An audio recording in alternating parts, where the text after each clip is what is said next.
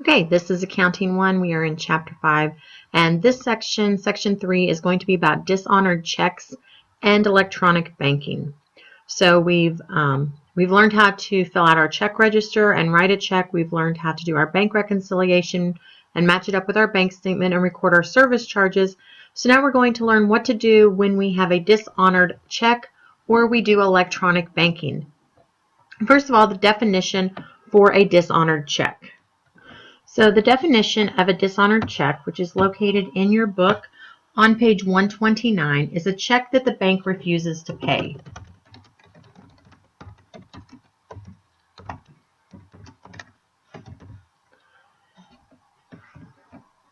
When you have a dishonored check, the bank's refusing to pay, there are a couple different reasons why, and we're going to skip down here to why the bank might dishonor checks.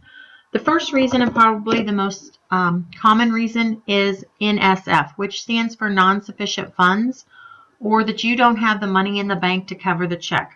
So just put non-sufficient funds. A lot of times people may consider this a bounced check. Okay? Meaning you don't have the money in the bank, but you wrote the check anyway. Another reason why the check could be dishonored by the bank is that it appears to be altered. So if the bank receives a check and it looks like maybe someone has changed what was originally written on it, the bank could refuse to pay that check. The third reason is if the signature on the check does not match what is on file. So when we opened the checking account, everybody had to sign a signature card.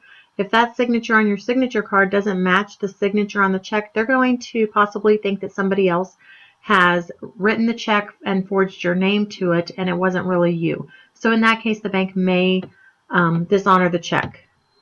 Another reason, when we were writing checks, we wrote both the number in the right-hand side, and we had to write out the words on the line. So if the amount written in figures and words do not match, the bank may dishonor that check because they're not really sure which amount the check should be for. Okay, the next one, number 5, the check is post-dated. Okay, and what this means, if you look in your book, a post-dated check is a check that is written and dated for a later date. So a check that is dated for a later date. And I have customers want to do this all the time. For example, let's say you're buying something from me today and it's $25. Today is Monday. So you're like, I won't have the money in the bank until Friday. So why don't I just post date this check and write Friday's date on it? That way you can't cash it until Friday. You should never receive a check that is post-dated. First of all, if you take it to the bank's not going to honor it because the Friday date has not gotten here yet. Something else that can really be bad for you, and people don't think about this, but a post-dated check is actually not any good. So they have actually dated it for a later date, but that wasn't the date that they wrote it. You should always put the actual date you're writing it.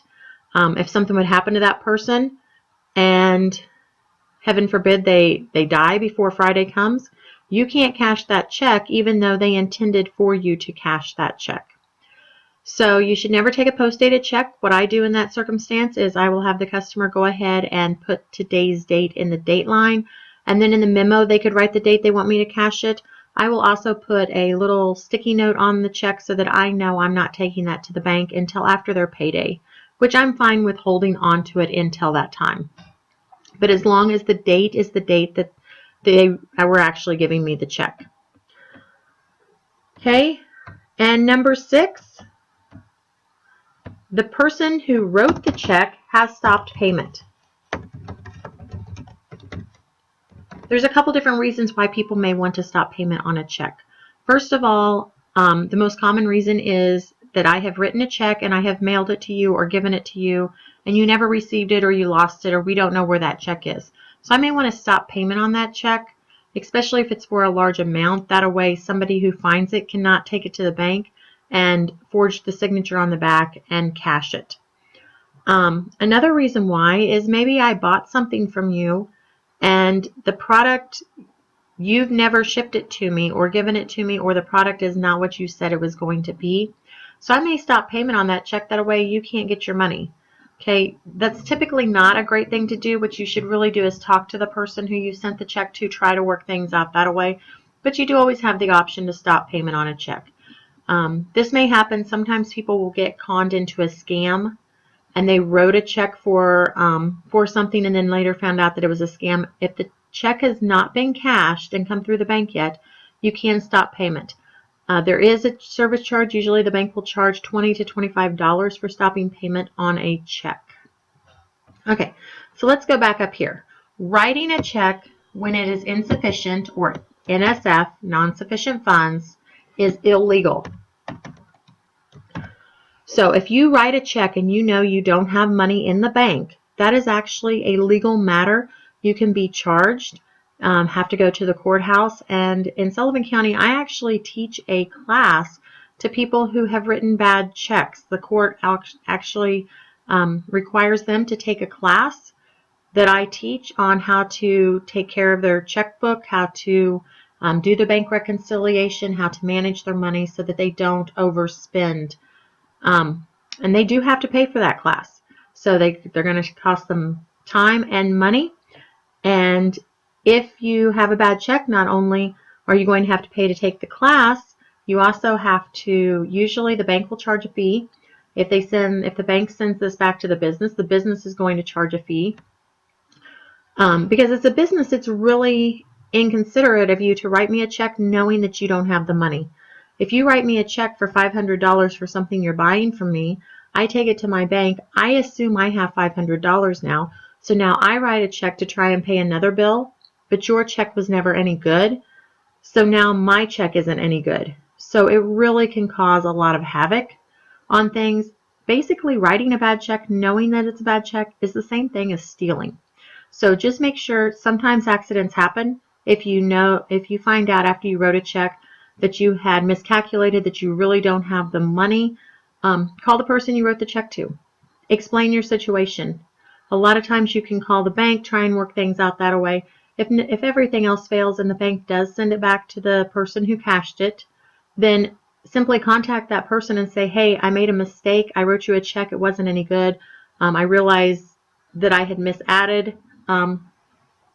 So the check was for $50. Here, I've got $75 cash. It's going to cover the $50 for the check. And a lot of times businesses are going to charge you $25 service fee because their bank charged them a service fee for trying to deposit a check that was insufficient. Okay, another thing, having too many non-sufficient checks can affect one's credit rating. Okay, it's going to affect your credit rating. It's also going to affect your criminal record because I said before, writing a bad check is a legal matter. Most banks are going to charge a service charge. So the bank's going to charge you for not having the money. It's going to charge the person who deposited it in their bank account. So there are several service charges associated with writing a bad check. But sometimes it happens. Sometimes as a business we receive a bad check and we need to make sure that we record that because we thought we had the money because we deposited that check, but now we find out the bank says, nope, I'm sorry. Joe did not have the money in his bank account, so that money I'm not going to put in your bank account.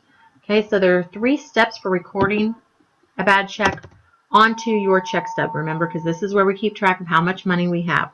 First, we're going to write dishonored check and the amount in the other section.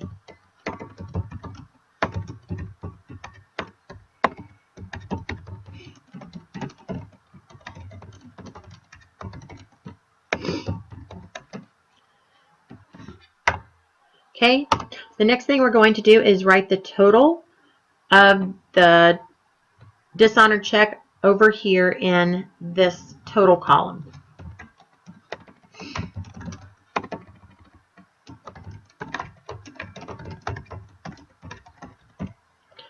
And finally, we're going to calculate our new balance subtotal.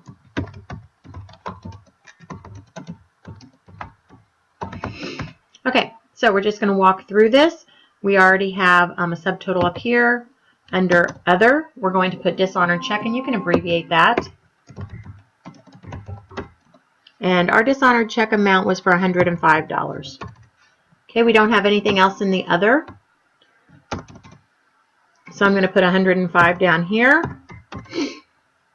And I'm going to find my new subtotal by taking the 6,128 minus 105. That will give me $6,023. Okay, we have it in our checkbook. Now we have to journalize it. Okay, so Campus Internet Cafe wrote us a check for $70, and they did not, for some reason, the bank did not honor that check.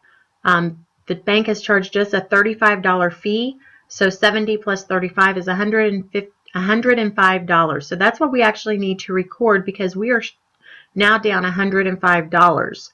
We prepared a memorandum for this. It was memorandum number 55. So we're going to come down to the date. This was on the 29th.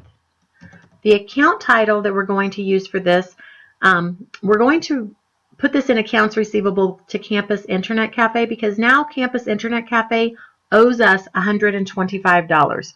So we're going to do accounts receivable.